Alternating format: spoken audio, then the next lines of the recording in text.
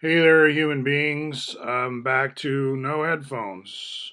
We'll give the Bluetooth headphones a rest here. They've just been working as I've been sharing this Codesters class with a number of students. We talked today quite a bit about available colors. In fact, let me show you quickly some of what that entails, even as I talk about something else, which is what? Wired magazine. I think that okay. Here's the topic. I brought this up with Wanderers too. I'm not in the kind of religious war between object-oriented programmers and functional programmers. There are really strong feelings there, and there's a lot of anger among the functional programmers that they're being left out and by inferior technology, by object-oriented code, which gets to be a snarly mess and so on. And I don't dispute any of that. However, at this age level, the battle that I'm fighting is more like, do we give them a decent sized screen with a keyboard, or do we make them use a scientific calculator? Those can be programmable, and yes, they can do some graphs, but the skills required in this day and age and where they're probably going in terms of technology and skills, is it can one in good conscience have them use only calculators? I understand calculators off to the side. I even understand slide rules for that purpose, for learning about what logs do. My dad taught me a slide rule, and I, to this day, am glad he did. And it could be the same for programming a Hewlett Packard 65, another very fun activity. But to make those kind of technologies take the full weight of today's needs, like industry, if I may speak like Chamber of Commerce or something, needs you to be doing something more like Codesters. Now, this was one of my students taking off from my example and drawing random turtle airline patterns. I had a lot of praise for this project.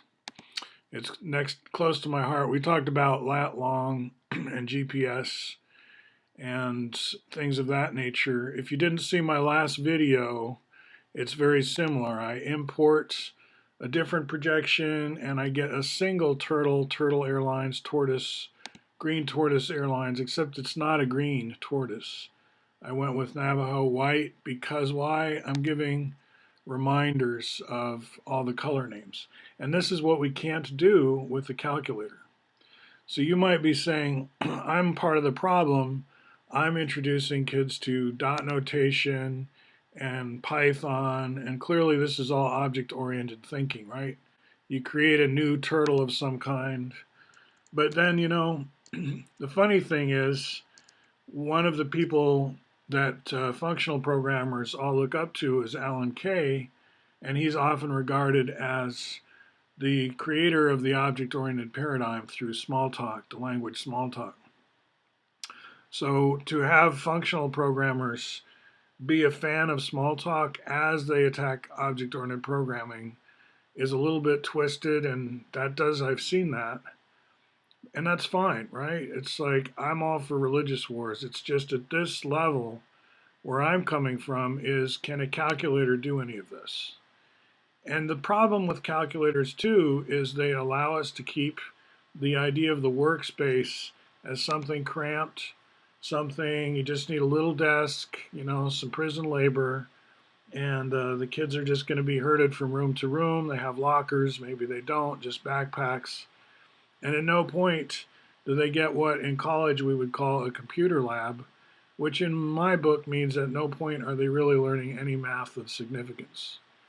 And you're going to say, well, that's crazy. You don't need any technology to learn math. You just need to close your eyes and lie in the sand on the beach and the pounding waves and imagine polyhedrons and diatoms and all that microbial life, and you'll be in platonic heaven. And fine. If you already have a disciplined imagination and you've been put through all the exercise required to develop that imagination, you can do it on a beach in your head, no question.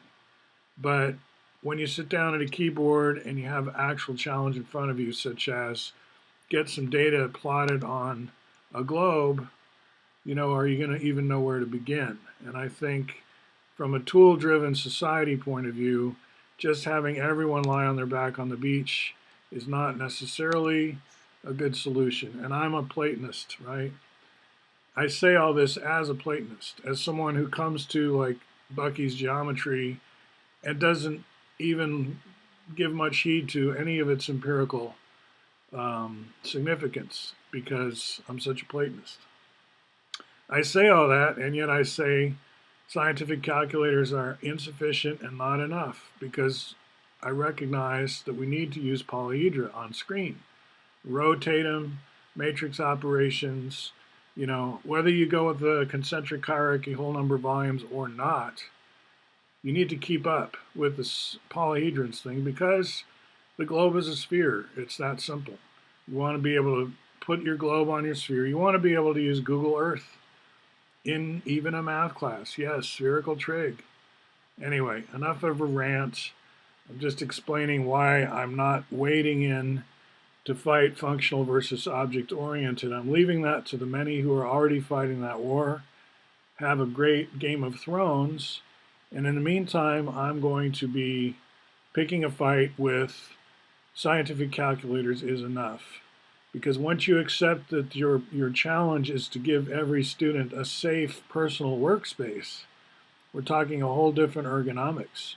And suddenly you're not prepared to do that, are you? Because that's a different kind of equality.